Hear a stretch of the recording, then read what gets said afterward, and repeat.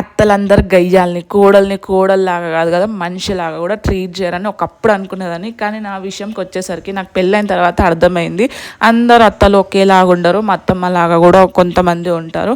ఈ విషయంలో నేనైతే చాలా లక్కీ. ఎందుకు చెప్తున్నానంటే మా అత్తమ్మ నాకు ఎలాంటి రిస్ట్రిక్షన్ చెప్పకుండా ఫ్రీడమ్గా ఒక కూతుర్ని అయితే ఎట్లా చూసుకుంటారో అట్లా చూసుకునేది. నాకు డెలివరీస్ అయినప్పుడు కూడా మా అమ్మ వాళ్ళ ఇంటికి వెళ్తా అంటే వద్దు ఇక్కడే ఉండని, ఇక్కడికే తీసుకొచ్చి మరి నా 2 డెలివరీస్ కూడా తనే చూసుకుంది. అంత మంచిది.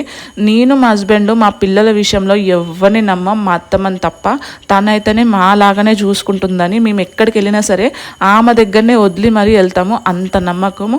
అంతేకాకుండా నేను నైట్ టైంలో పడుకొని కొంచెం లేట్గా లేచింది అనుకోండి, నాకన్నా ముందే అన్ని పనులు చేసి మరీ పెడుతుంది. అత్తమ్మ చెయ్యక అత్తమ్మ నీకు అవసరమా అంటే కూడా అస్సలు వినదు. ఈ ఏజ్లో కూడా ఆమె బయటికి పనికి వెళ్తుంది.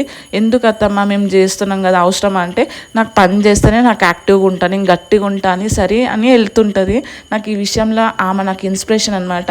ఈ ఏజ్లో కూడా ఆమె యాక్టివ్గా ఉంటూ పొద్దున్నే 4 గంటలకు లేచి అన్ని పనులు చేస్తూ ఉంటుంది. నాకైతే మస్తు హెల్ప్ చేస్తుంది. పిల్లల విషయంలో అయితే చెప్పొద్దు, నేను వేరే పనులు చూసుకుంటే కూడా పిల్లల్ని అయితే చాలా బాగా చూసుకుంటుంది. నాకు ఈ విషయంలో మస్తు అనిపిస్తుంది. మా పిల్లలు అయితే మా అమ్మ దగ్గర కన్నా మా అత్తమ్మ దగ్గరనే ఎక్కువ పెరిగినారు. మీ అత్తమ్మలు కూడా ఇట్లనే ఉంటే కింద అయితే కామెంట్ చేయండి గైస్. Thank you.